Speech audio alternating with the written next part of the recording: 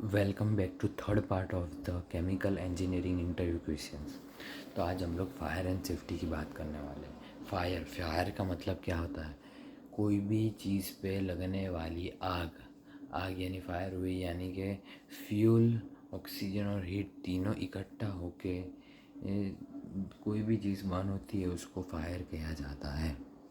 अब जो fire triangle पूछते हैं, फायर ट्रायंगल में क्या होता है कि फ्यूल, ऑक्सीजन और हीट, इन तीनों का कॉम्बिनेशन होता है, तभी फायर होती है। फ्यूल, ऑक्सीजन और हीट।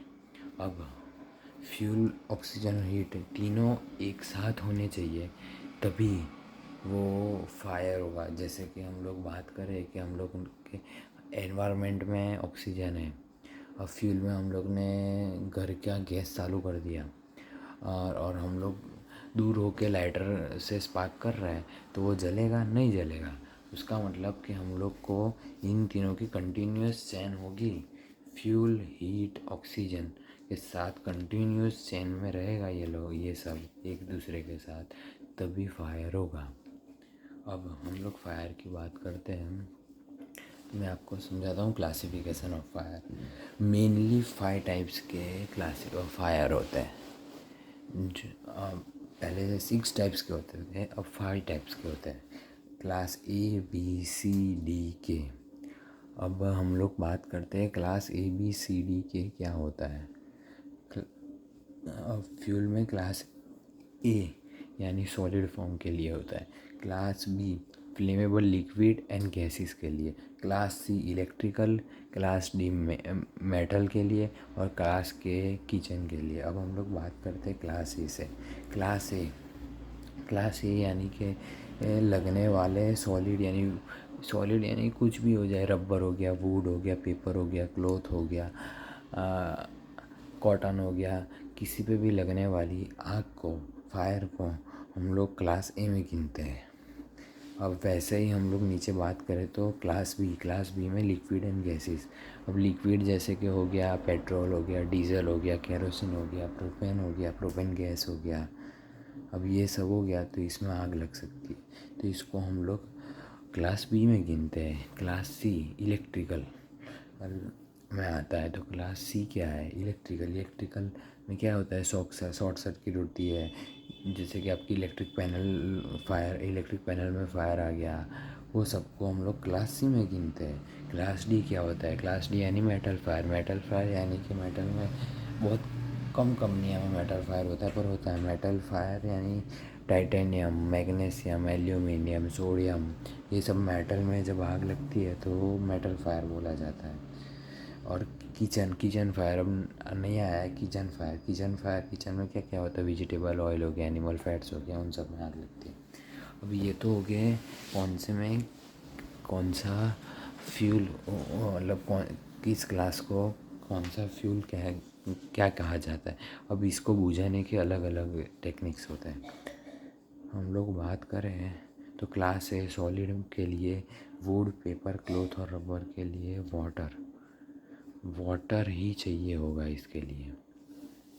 और फ्लेमेबल लिक्विड एंड गैस में हम लोग को लिक्विड के लिए फोम और गैस के लिए CO2 एक्सटिंग्विशर ही चाहिए होगा। अब हम लोग बात करें कि ये फोम, हम लोग इसके अंदर वाटर क्यों नहीं यूज़ कर सकते क्लास बी के अंदर। अब हम लोग उसमें वाटर यूज़ करेंगे तो वाटर की डेंसिटी उन सब से ज़्यादा होती है। इसके लिए जो पेट्रोल, डीजल, केरोसिन ये सब हो गया, वो पेट्रोल से ऊपर आ जाएगा, डेंसिटी ज़्यादा होती है इसके लिए, और वो ऊपर तैरने लगेगा और वो हीट चालू ही रहेगी। इसके लिए उस पर हम लोग वाटर यूज़ नहीं कर सकते, फोम यूज़ करते हैं। और फोम होता है वो पेट्रोल, डीजल, केरोसिन उन सब से भी कम डेंसिटी होती है, इसके लिए वो उनसे ऊपर जाता है और वो कांटेक्ट छुड़वा देता है एनवायरनमेंट से ऑक्सीजन का। और वैसे ही गैसेस के लिए हम लोग CO2 यूज़ करते हैं। अब नीचे आगे इलेक्ट्रिकल शॉर्ट सर्किट में भी ये हम लोग CO2 यूज़ करते हैं। CO2 यूज़ करते हैं जिससे ऑक्सीजन कट हो जाता है और फायर रुक जाती है। अब बात आया मेटल में हम लोग DCP यानी ड्राई केमिकल पाउडर यूज़ करते हैं। उसमें भी हम लोग DCP में क्लास सी जो डी आता है वो वाला हम लोग यूज़ करते हैं। यानी कि इसमें भी दो तीन टाइप होते हैं। ड्राई केमिकल पाउडर में ए बी सी वाला भी होता है, बी सी वाला भी होता है, और एक मेटल के लिए आता है, वो हम लोग आगे देख। और इसमें पर्टिकुलरली मेटल में क्लास डी वाला है DCP यूज़ होता है। और किचन के लिए वेट केमिकल होता है और एक्सटिंग्विशर होता है। ये सब एक्सटिंग्विशर है। ये वाटर का एक्सटिंग्विशर अलग आता है, फोम का अलग आता है, CO2 का अलग आता है, DCP का अलग आता है, और वेट केमिकल का अलग आता है। और DCP में 3 अलग अलग ABC फायर के लिए, BC फायर के लिए और क्लास D फायर के लिए अलग अलग सिलेंडर आते हैं।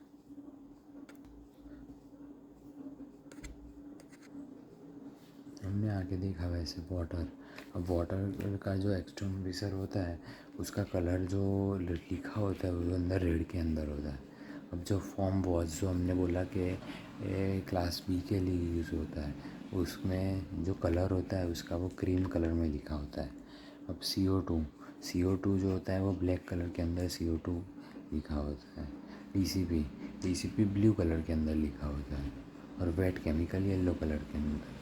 और फोम वॉश होता है तो उसके आगे वेंचुरी जो नोज़ल होती है वो नोज़ल वेंचुरी नोज़ल होती है। वैसे ही CO2 में नोज़ल पतली से बड़ी नोज़ल की तरफ जाती है।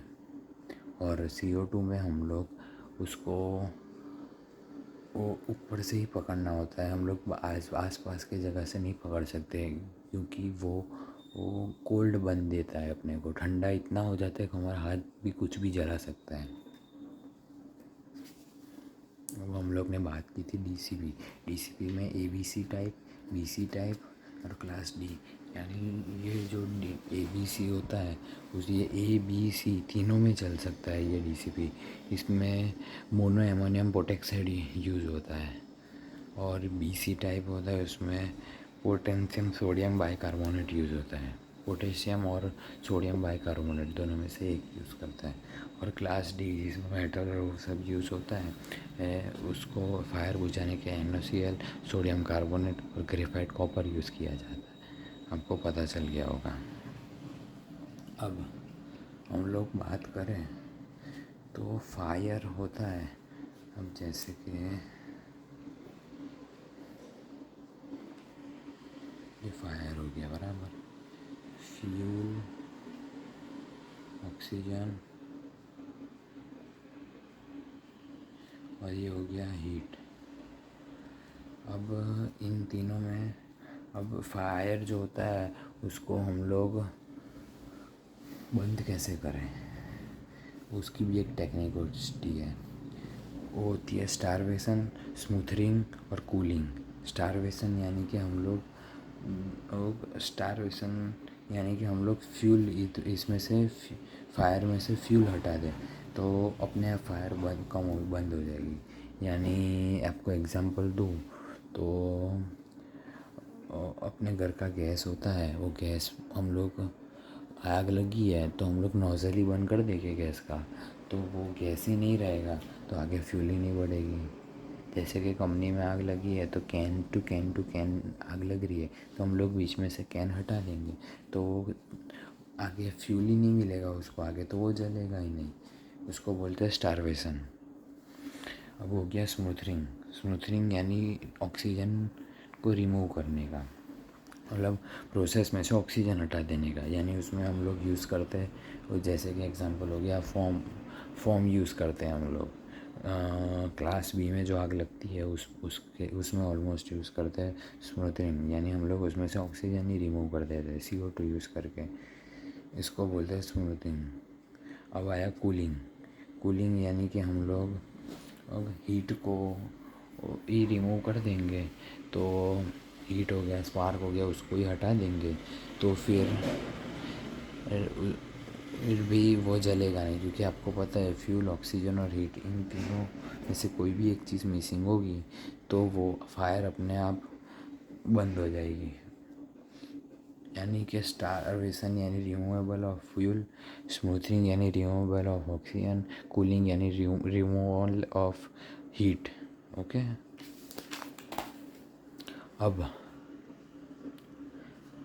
फायर एक्सटिंग्विशर होता है, उसको यूज़ कैसे करते हैं, मेन बात हो गई वो। ये इंटरव्यू में पूछे जाने वाला क्वेश्चन है। फायर एक्सटिंग्विशन को यूज़ कैसे करते हैं, तो उसकी टेक्निक है पास टेक्निक, PASS। आपको दिख रही होगी ये पास टेक्निक।